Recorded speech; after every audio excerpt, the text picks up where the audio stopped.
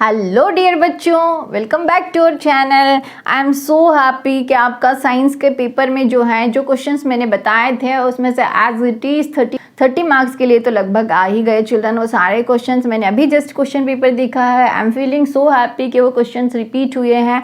Hopefully ये जो questions मैं अभी आपको दे रही हूँ ये भी रिपीट होंगे। ये लास्ट ईयर क्लास 8th का सोशल साइंस का 2021 का पेपर है, तो इसमें बिट्स दिए हुए हैं 20, तो वो मैं बिट्स को बाद में ले रही हूँ। क्वेश्चन आंसर्स जितने हैं मैंने जितने हो सके लिख दिए हैं, और जो एज इट इज़ आपके बुक में से आ रहे हैं उनको मैं बुक यहाँ पे एक्सप्लेनेशन में लेके दिखा दूँगी, ठीक है। इस वीडियो को ज़रूर लाइक करें और अपने फ्रेंड्स के साथ शेयर ज़रूर करें, क्योंकि मैं इतनी मेहनत से आपके लिए पूरा लिख के बना रही हूँ, तो एटलीस्ट अपने फ्रेंड्स को शेयर कर सकते हो थ्रू द व्हाट्सएप। फ्रेंड्स हैं वो, उनके भी मार्क्स अच्छे आ जाएंगे। सो व्हाट, अगर उनके मार्क्स अच्छे आए तो सो प्लीज़ काइंड हार्ट रख के इस वीडियो को अपने फ्रेंड्स के साथ शेयर ज़रूर करना। और लास्ट में मैं थोड़े से मैप पॉइंट्स भी आपको इस वीडियो में बता दूंगी। Now let us start with question number 21. This one carries 3 marks. Okay, why is it essential to use resources more efficiently and reduce their wastage? Explain any 3 reasons बताना है children. आप जब भी आंसर लिखोगे उसको इस तरीके से पॉइंट्स में लिखना। आंसर को ऐसे स्टार्ट करना जैसे क्वेश्चन में है। It is important to use the resources more efficiently and reduce their wastage because. अब इसको क्या है कि पॉइंट वाइज में लिखना, और लेटर्स जो है थोड़ी बड़ी करके ऐसे लिखना, बिकॉज के एसएसटी में जो है मार्क्स आपको आंसर का लेंथीनेस भी देखा जाता है, तो टू द पॉइंट हो और देखने में थोड़े आपको बड़े लगें, बिल्कुल छोटे छोटे ना लगें children. Resources are limited on earth, they should be used judiciously to save for future generations. ये फर्स्ट पॉइंट हुई। Non renewable resources such as fossil fuels should be used limitedly as they take millions of years to form. Fossil fuels को limitedly use करना चाहिए। Now they are available in limited amount. हमने 3 points यहाँ पे लिख दिए। Okay, का answer आपको आपके बुक में यहाँ मिल जाएगा, ठीक है। आप लोग इसमें से निकाल सकते हो आंसर्स जो है, इसमें से आप निकाल सकते हो। पॉइंट वाइज लिखना है। Now let us look at the second. Write any 3 examples each of biotic resources and abiotic resources. Biotic के 3 और अबायोटिक के 3 लिखना है। तो नाउ यहाँ पे एग्जांपल्स ऑफ बायोटिक रिसोर्सेज 3 लिख दो। Human beings, flora and fauna, life stock. Examples of abiotic resources: sunlight, temperature, minerals. This one was very easy, isn't it? Now let us look at the 23rd one. Saving an animal will not change the world, but it will change the world for that one animal. In the light of the above statement, write any 3 measures required to conserve wildlife. Wildlife को बचाने के लिए यहाँ पे measurements पूछे हैं, okay? The 3 measures required to conserve wildlife are: the Indian Wildlife Act was passed by the government in 1972 for the protection of plants and animal species. Now children, यहाँ पे second point जो है, the act bans hunting and poaching of animals. Hunting करना और चोरी करना animals को ये एक्ट बैन करता है। The central and state governments have established many wildlife sanctuaries and national parks. Wildlife sanctuaries और national parks बनाने का रीज़न ये था सेंट्रल गवर्नमेंट का कि एनिमल्स को प्रोटेक्ट करना है। ओके, तो ये तीनों आप कंजर्वेशन ऑफ एनिमल्स में ले सकते हो। नाउ यहाँ पे 23rd वन का एक और दिया हुआ है। So let us look at it. Forests play an important role in maintaining biological diversity for the sustenance of life. In the light of this statement, explain the importance of forest cover for the survival of life on earth. पर importance of forest लिखना है आपको, ठीक है। आपके page में जो है 25 में दिया हुआ है। यहाँ पे एडवांटेजेस ऑफ फॉरेस्ट जो है ना वो ऐसे दिया हुआ है, ये आंसर है इसका। बट आपको ऐसे नहीं लिखना चिल्ड्रन, आपको उसको ऐसे पॉइंट्स में लिखना है। ओके, तो मैंने यहाँ पे बिकॉज से लिखा है। क्वेश्चन में से पूरा ले लेना और फिर बिकॉज लगा देना, क्योंकि ये तो हम तो बचपन से कर ही रहे हैं, इतना तो पता है, तो इसलिए मैंने डायरेक्ट बिकॉज लिख दिया। तो अब यहाँ पे आपको ऐसे पॉइंट्स लिखने हैं। उसने 3 पॉइंट्स पूछे हैं, आप अपने बुक में से लिख सकते हो या यहाँ से भी कॉपी कर सकते हो, बट उसको कैसे लिखना है, 1 2 3 पॉइंट्स में लिखना है। Okay, now let us look at 24th one. Name any 3 sources of information that help in reconstructing the history of modern India. Okay, ये जो है पेज नंबर 100 में है। सी ये क्वेश्चन है children, any 5 major sources of information about modern Indian history. See ये answer जो है यहाँ से स्टार्ट हो रहा है और यू कैन सी कि यहाँ पूरा ये आंसर आ रहा है। मैंने आंसर तो लिखा है, the 3 sources of information that help in reconstructing the history of modern India are बोल के आप क्या लिखोगे, British documents like Morley Minto reforms, report of the Simon commission, report है चिल्ड्रन ये REPORT, the government of India act. Now यहाँ पे second point है, books like Anand Math by Bankim Chandra Chattopadhyay, my experiments with truth by Mahatma Gandhi are important sources of information.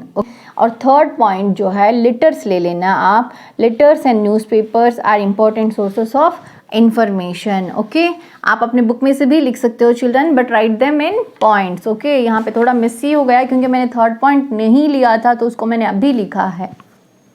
Let us look at the 24th one. Name any 3 books written during the freedom movement of India which are also the source of information of the modern India।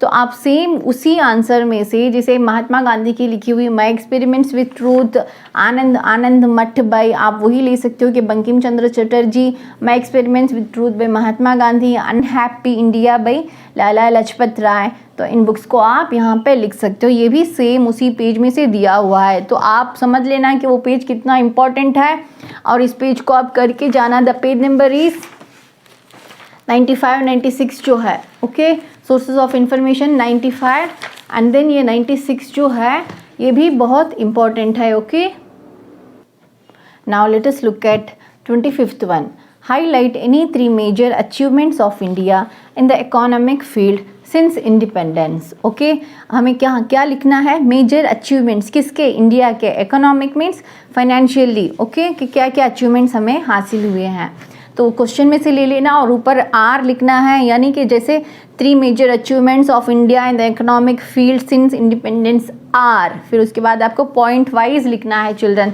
तो India has adopted the idea of 5 year plans. ये 5 year plans जो है हमारा, ये बहुत ही एक important step था India के इकोनॉमिक डेवलपमेंट के लिए, तो इसको तो ज़रूर मेंशन करना है। For targeting specific sectors that needs the development, जैसे एग्रीकल्चर सेक्टर को फर्स्ट 5 ईयर प्लान में लिया था और इंडस्ट्रियल सेक्टर को सेकेंड 5 ईयर प्लान में लिया था। नाउ अभी हमारी इंडिया का पोजीशन जो है वो 6th लार्जेस्ट इकोनॉमी है वर्ल्ड में। हमारी इंडिया जो है 6th लार्जेस्ट इकोनॉमी है, तो ये कितना बड़ा ग्रेट अचीवमेंट है ना हमारा। The huge improvements in terms of per capita income जो है हमारी वो काफ़ी इम्प्रूव हो गई है, is among the biggest achievements. Per capita income का इंक्रीज होना हमारे लिए एक बहुत बड़ा अचीवमेंट है। Okay, let us look at describe the right to constitutional remedies, name any 3 writs that are issued under this right। Constitutional remedies यानी कि अगर हमारे राइट्स के ऊपर कोई हमें राइट ना दे तो हम उसके लिए कोर्ट पे जा सकते हैं, तो this is called as constitutional remedy. See यहाँ पे इसका आंसर है, if a citizen feels that one of her or his fundamental rights has been violated by an executive order, she may request the supreme court or high court to issue the appropriate writ for this restoration of her or his rights.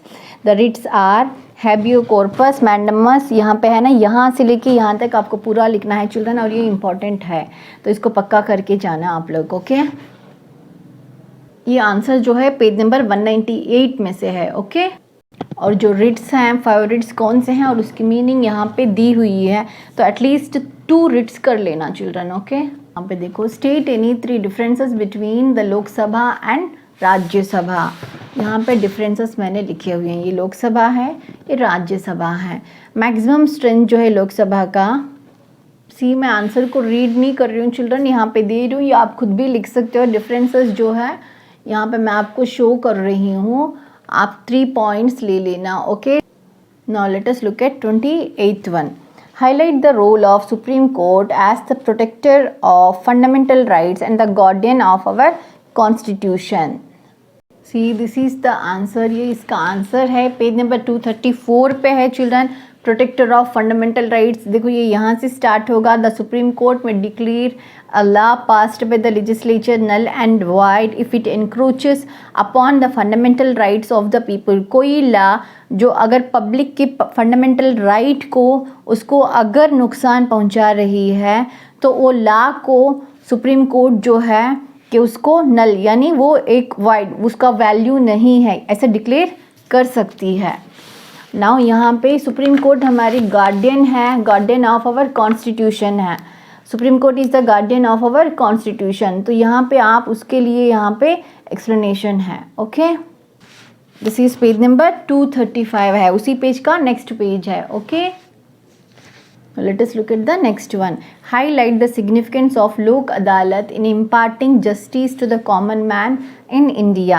Significance of Lok Adalat, ये आपके book में page number 237 में दिया हुआ है। Okay, as an effort to simplify the legal procedures, reduce the cost of litigation and to provide speedy justice, Lok Adalats have been set up.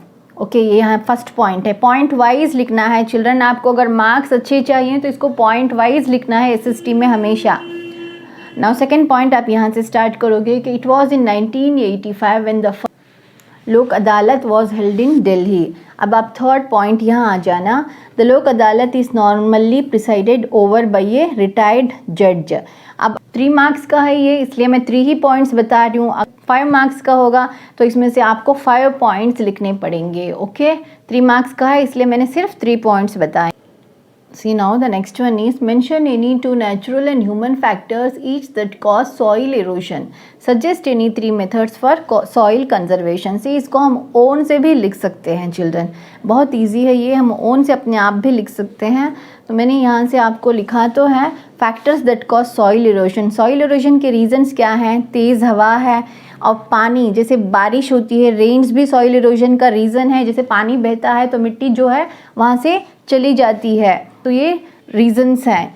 और plants अगर होते हैं तो प्लांट की रूट्स जो हैं वो मिट्टी को पकड़ के रखती हैं। बट डिफॉरेस्टेशन माने क्या? Cutting of trees. जब ट्रीज कट जाते हैं, प्लांट्स नहीं होते हैं, तो मिट्टी वहाँ की लूज़ हो जाती है, पार्टिकल्स, और जैसे ही बारिश गिरती है तो वहाँ की मिट्टी फ्लो होके चली जाती है। So this is soil erosion का दूसरा कॉज है। और माइनिंग, माइंस करते हैं ना, माइनिंग के लिए कितनी मिट्टी वेस्ट होती है, तो ये एक और कॉज है। Then over grazing of animals. Animals क्या करते हैं कि एक ही जगह पूरा खा जाते हैं, तो वहाँ पूरा क्लीन हो जाता है। तो जैसे उन्होंने ग्रेज कर लिया तो वहाँ तक घास पूरी फिनिश हो गई, तो अब वहाँ पे रूट्स नहीं रहे ना पकड़ने के लिए मिट्टी को, तो जैसे ही बारिश आएगी तो मिट्टी वहाँ से चली जाती है, वहाँ से दूसरी जगह पे। सॉइल इरोजन मीन्स मिट्टी का वहाँ से हटके चले जाना। Now let us look eight 3 methods for soil conservation. Conservation means soil को बचाना, कि कैसे कैसे हम सॉइल को बचा सकते हैं। Afforestation, the process of planting trees. Then terrace farming and contour ploughing should be encouraged across the hills. Hills के पास ये सोल्यूशन है, अदरवाइज सॉइल इरोजन हिल्स में सबसे ज़्यादा होगा ना, क्योंकि हिल्स स्लोपी होते हैं, तो वहाँ flood should be avoided by building dams across the reverse. और ड्यूरिंग फ्लड्स सॉइल इरोजन बहुत ज़्यादा होता है। ये बहुत इंपॉर्टेंट क्वेश्चन है चिल्ड्रन, सॉइल एरोजन और सॉइल कंजर्वेशन दो भी इंपॉर्टेंट हैं। ओके, नाउ इसी 29th का और दिया हुआ है, how is soil formed, write any 4 points of its importance as resource. See, soil जो फॉर्म होती है एक कंटिन्यूस प्रोसेस है। इस प्रोसेस को क्या कहते हैं? वेदरिंग कहते हैं। जो बड़े बड़े रॉक्स होते हैं, ड्यू सनलाइट हो रही है, then rainfall, then sunlight, then rainfall, तो क्या होते हैं, बड़े बड़े पत्थर जो है वो टूट जाते हैं और वो स्मॉल स्टोन्स में कन्वर्ट होते हैं। फिर ये स्मॉल स्टोन्स जो है slowly they convert into soil. तो यहाँ पे आंसर है, it is a slow but A continuous process which consist of gradual breakdown of rocks through the process of weathering. Now soil एक इम्पॉर्टेंट रिसोर्स क्यों है, ये आपकी बुक में पेज नंबर 10 में आंसर दिया हुआ है। मैंने यहाँ पे पॉइंट वाइज आंसर लिखा है, तो मैं आपको यहाँ पे डिस्प्ले तो कर रही हूँ, बट आपके पेज नंबर 10 में भी इसका आंसर है। Okay, now let us look at the next one. Explain the importance of agriculture in Indian economy. Indian economy तो एग्रीकल्चर का बहुत बड़ा रोल है, कि ये इतना, जैसे कि इसको हम क्या कहते हैं कि हमारे लिए पीठ की हड्डी जो है, बैकबोन जो है, जितनी इम्पोर्टेंट है ना, वैसे एग्रीकल्चर सेक्टर जो है हमारे इंडिया के लिए इतना इम्पोर्टेंट है, क्योंकि एग्रीकल्चर हमारा अच्छा होता है तो ही हमारी इंडस्ट्री अच्छी होती है। ओके, नाउ यहाँ पे देखो कि agriculture is the backbone of our country's economic development. ये फर्स्ट पॉइंट लिया है मैंने। एक्चुअली पेज नंबर 47 में आपके है चिल्ड्रन, आप आपके बुक में से लिख सकते हो, बट आई सजेस्ट यू कि पॉइंट वाइज लिखना। ओके, पॉइंट वाइज लिखने से आपको ज़्यादा मार्क्स मिलते हैं। Agriculture not only supplies food to the people but also creates huge market create होता है for fertilisers, tractors, industrial product, सब चीज़ के लिए थ्रू एग्रीकल्चर मार्केट क्रिएट होता है। It helps in providing employment and eradicating poverty. It enhances trade and earns foreign exchange. It plays an important role in strengthening global relations by encouraging international trade of agricultural products. This is also an important one, children. Agriculture Indian economy के लिए बहुत important होता है. Okay.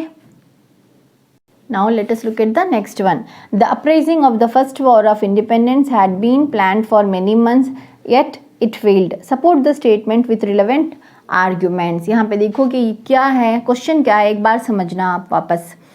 Uprising of the first war of independence had been plan for many months, कई months लोगों ने plan किया था फर्स्ट वॉर ऑफ इंडिपेंडेंस के लिए, लेकिन वो फेल हो गया। यानी ये कॉजेस लिखने हैं आपको। What are the causes for the failure of the first war of independence? ये आपके बुक में है चिल्ड्रन, थोड़ा सा मॉडिफाई करके क्वेश्चन को इसने दिया हुआ है, ट्विस्ट किया है, तो आप लोग ये मत समझना कि ये क्या है, उसको समझने की कोशिश करना और लिखना। ओके, ये आपके बुक में पेज नंबर 130 में दिया हुआ है, कॉजेस है, और आपके बुक में E4 जो है ना उसका आंसर है ये।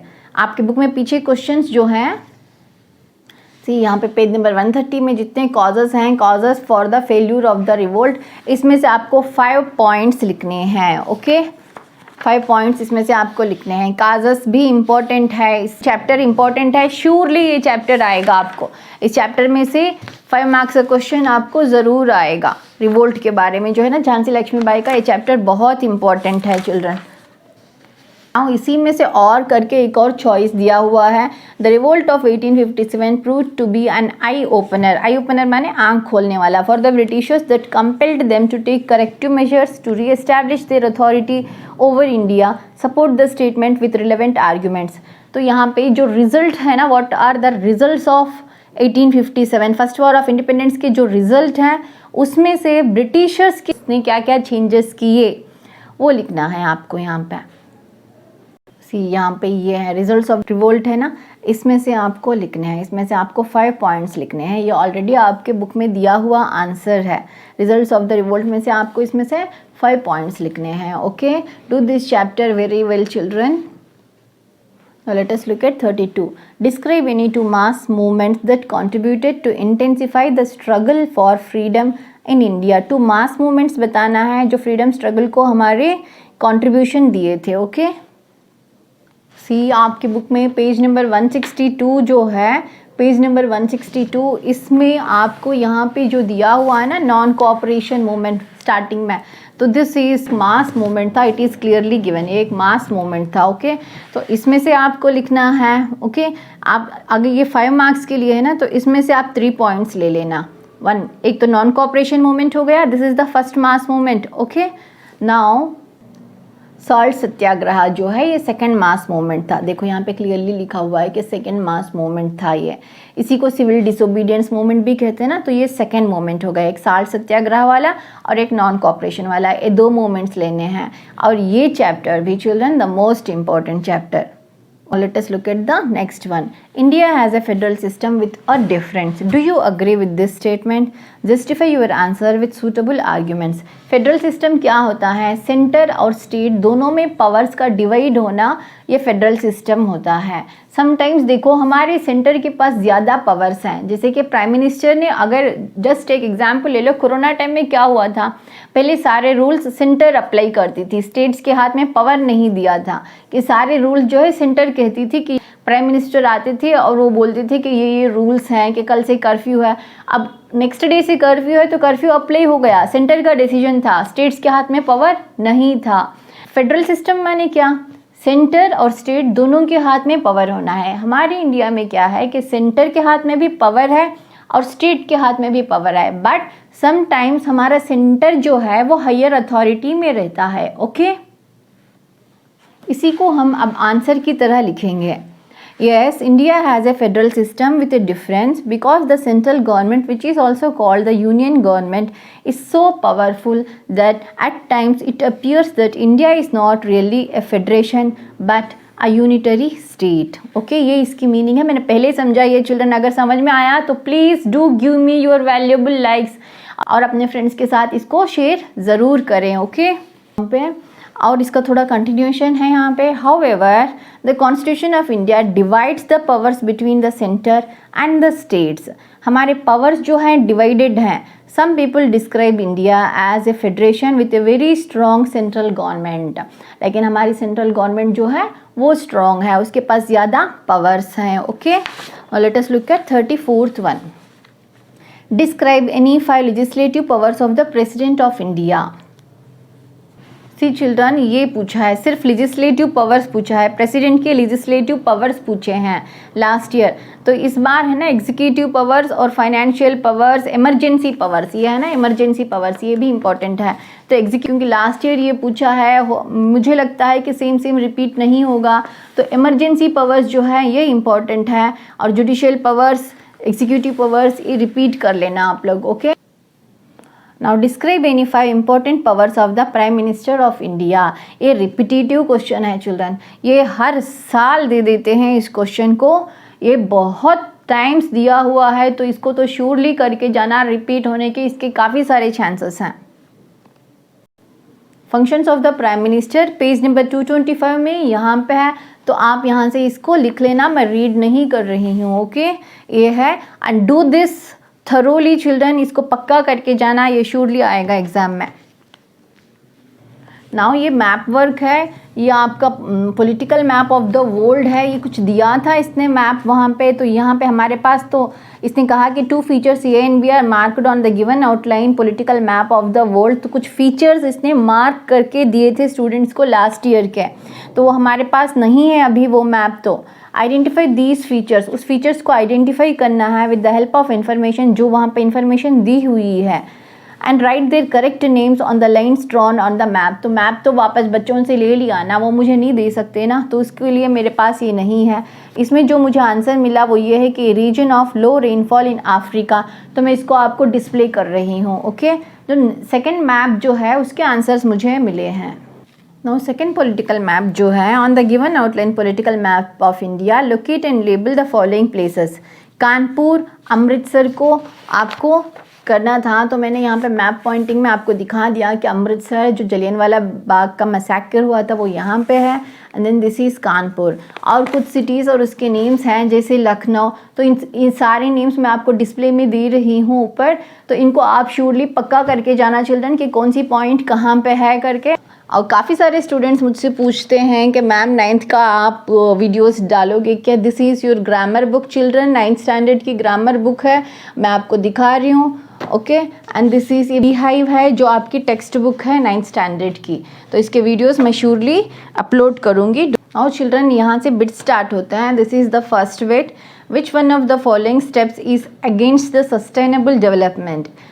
अगेंस्ट पूछा है यहाँ पे, सस्टेनेबल डेवलपमेंट के अगेंस्ट कौन सा है। अनलिमिटेड यूज़ ऑफ रिसोर्सेस को अनलिमिटेडली यूज़ करना सस्टेनेबल डेवलपमेंट में नहीं आता है, बाकी ये तीनों पॉइंट्स है ना सस्टेनेबल डेवलपमेंट में आते हैं। Okay, let us look at the second one, which one of the following options is a characteristic of the leaves of trees found in the Mediterranean forest. The answer is vaccine and small leaves. इसके leaves जो हैं वैक्सी होते हैं, यानी कि पानी पड़े तो फिसलते हैं ना वैसे, और स्मॉल लीव्स होते हैं। Okay, now third one, in which type of agriculture do farmers obtain high output per unit of land. Land छोटी है लेकिन आउटपुट जो है वो ज़्यादा निकालते हैं, इसको कहते हैं हम इंटेंसिव एग्रीकल्चर कहते हैं। ओके, इसको क्या कहते हैं, इंटेंसिव एग्रीकल्चर। इसी थर्ड बिट का और दिया हुआ है, ये और जो है सेम है यहाँ पे उसी चैप्टर में से है। Which type of agriculture is adopted by farmer and his family to grow crops for self sustenance. अपने लिए जो ग्रो करता है ना फार्मर, उसको कहते हैं हम सबसिस्टेंस एग्रीकल्चर कहते हैं। ओके, इसको कहते हैं हम सबसिस्टेंस एग्रीकल्चर। कमर्शियल एग्रीकल्चर बेचने के लिए होता है। नाउ यहाँ पे असर्शन रीजनिंग एक दिया हुआ है लास्ट ईयर भी. In the question given below there are 2 statements marked as assertion A and reason are. Read the statements and choose the correct option. Okay, assertion क्या है? Seasonal employment exists in many parts of rural India. ये assertion है, ये true है. Reason क्या है? During the periods of sowing and harvesting जब there could be surplus labor, होती है surplus labor तो ये भी true है, ये भी true है, लेकिन ये explanation नहीं है इसका. सीजनल अनएम्प्लॉयमेंट के लिए ये एक्सप्लेनेशन नहीं है.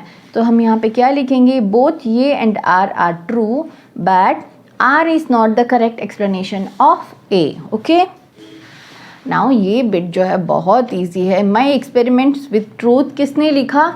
इस सबको मालूम है कि महात्मा गांधी जी ने लिखा है. Now let us look at the next one. Study the picture given below and answer the questions that follow. ठीक है, यहाँ पे देखो ये पेज नंबर 97 की पिक्चर है चिल्ड्रन, और ये है विक्टोरिया टर्मिनस. इसमें जितने पिक्चर्स दिए हुए हैं ना, ये पूरे देख के जाना. जब लास्ट ईयर पूछा है तो इस ईयर भी पूछने की चांसेस तो हैं. तो जितने पिक्चर्स हैं तो उनको एक बार आप देखना कि पिक्चर्स क्या हैं, और उनके सिटीज़ के नाम भी देखना, बिकॉज इसने सिटी का नेम भी पूछा है. यह है विक्टोरिया टर्मिनस है और ये मुंबई में है. Okay, now let us look at the next one. The slogan you give me blood I'll give you life. I'll give you life नहीं था ना, I'll give you freedom था. यही तो कहा था ना नेताजी सुभाष चंद्र बोस ने. तो यहाँ पे लाइफ की जगह कट करके आपको फ्रीडम करके पूरा स्टेटमेंट रीराइट लिखना है, पूरा स्टेटमेंट लिखना है children. Okay, now next one is the revolt of 1857 is also called the first war of independence. first war of independence इसको क्यों कहते हैं? क्योंकि फर्स्ट टाइम हमारे इंडियंस जो है एक साथ अगेंस्ट ब्रिटिश के खड़े हुए थे. तो इसको हम लिखेंगे it was the first time different sections of Indian society United against foreign rule. Okay, now 9th one. यहाँ पे देखो, arrange the following historical events in chronological order. इसने कहा कि जो पहले हुआ है उसको लेना है, देन आफ्टर दैट कि कौन सा इंसिडेंट हुआ है वो लेना है. तो यहाँ पे देखो, Jallianwala Bagh massacre, Chauri Chaura incident, home rule league, non cooperation movement. 4 दिए हैं. तो सबसे पहले हुआ था होम रूल लीग हुआ था, एंड देन उसके बाद हुआ था जलियनवाला बाग मैसेकर 1919 में, देन हुआ था non cooperation movement, then Chauri Chaura incident. तो ये CADB है. Okay, this is the answer. इसका क्रोनोलॉजिकल ऑर्डर है ना, आप देख के जाना इस चैप्टर में से. Okay, now let us move to 10th one. In the words of our late president dash, the day is not far when enlightened and ignited minds will transform India into a competitive beautiful nation. किसने बोला था ये? Doctor APJ Abdul कलाम ने बोला था. मैं यहाँ पर नहीं लिखी, मैं बता रही हूँ आपको. Doctor APJ Abdul Kalam is the answer. Now next one, correct and rewrite. इसमें जो मिस्टेक है उसको आपको करेक्ट करना है. Chakravarti Rajagopalachari was the first deputy prime minister of India. ये लास्ट गवर्नर जनरल थे चिल्ड्रन, कोई फर्स्ट डिप्यूटी प्राइम मिनिस्टर नहीं थे. First prime minister Jawaharlal Nehru थे, फर्स्ट प्रेसिडेंट बाबू राजेंद्र प्रसाद थे, first vice president Sarvepalli Radhakrishnan थे. तो ये राजगोपालाचारी जो हैं ये लास्ट गवर्नर जनरल थे, इनके बाद कोई गवर्नर जनरल नहीं था. Name the institution that is responsible for holding free and fair elections in India. क्या है इसका आंसर? तो the answer is election commission. Now look at the next one. The Congress under Jawaharlal Nehru controlled the reins of the government after independence till 1964. 1964 तक पूरी power जो थी जवाहरलाल नेहरू के पास थी. क्यों? बिकॉज कांग्रेस गवर्नमेंट में वो मिनिस्टर थे, प्राइम मिनिस्टर थे. But the year of 1967 prove to be a turning point. 1967 एक टर्निंग पॉइंट था इंडिया के लिए. क्यों? क्योंकि बिकॉज जो रीजनल पार्टीज़ है ना, जैसे ममता की पार्टी है, अभी आप देख सकते हो कि साउथ में भी TDP पार्टी है, तेलुगु देशम पार्टी जिसको कहते हैं. इस तरीके से रीजनल पार्टी स्टार्ट हो गए. DMK, अन्ना DMK, ऐसे जो रीजनल पार्टीज़ है ना उस रीजन के, वो सारे पार्टीज़ एग्जिस्टेंस में आए. कौन सी ईयर में? In the year 1967. तो इसका बहुत इंपॉर्टेंस है ईयर 1967 का. तो उसने पूछा कि एक रीज़न बताओ. The reason is because some regional parties came into existence. Okay, 1 C ऐसे मैच कॉलम्स दिए हुए हैं चिल्ड्रन, 1 मार्क के लिए है, लेकिन 4 बिट्स मैच करने हैं. तो ये तो सही नहीं हुआ, बट उन लोगों ने दिया है बोर्ड ने, तो हमें करना है। ओके, कॉलम ए में दिया सोशलिस्ट स्टेट। सोशलिस्ट स्टेट किसको कहते हैं हम? जहाँ पे इकोनॉमिक जस्टिस होती है, यानी रिच और पुअर में डिफरेंस नहीं होता, सब इक्वल होते हैं इकोनॉमिकली, ऐसे स्टेट्स को सोशलिस्ट स्टेट कहते हैं ना। पार्लियामेंट्री गवर्नमेंट कहाँ पे होता है? जहाँ पे प्रेसिडेंट नॉमिनल हेड होता है। सेकुलर स्टेट क्या है? जहाँ पे फ्रीडम ऑफ रिलीजियन है। Rigid and flexible procedure of amendment, यहाँ पे जो दिए हैं उससे ये मैच करते हैं, तो इसका परफेक्ट मैच जाता है 4th को। अब जब आपको मालूम है कि ये का 3 है, तो यहाँ पे ये 1 है, ये 4 है, इन दोनों ऑप्शंस को छोड़ देना। अब यहाँ पे चले जाना आप, ये दोनों ऑप्शंस में से आप देखते हुए कि B 4 है, दोनों में दिया हुआ है, C 1 है तो इसमें दिया हुआ है। अगर आपको C का आंसर नहीं मालूम तो आप D सर्च कर सकते हो।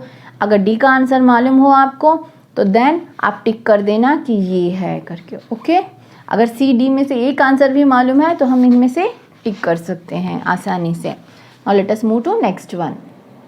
उसी का ये और है चिल्ड्रन, ये बोर्ड में मैक्सिमम जो है सेम बिट्स रिपीट होते हैं, इसीलिए मैंने आपके डिमांड पे SST का पेपर बनाया है, same bits. Now let us look eight column A, all the members of the constituent assembly.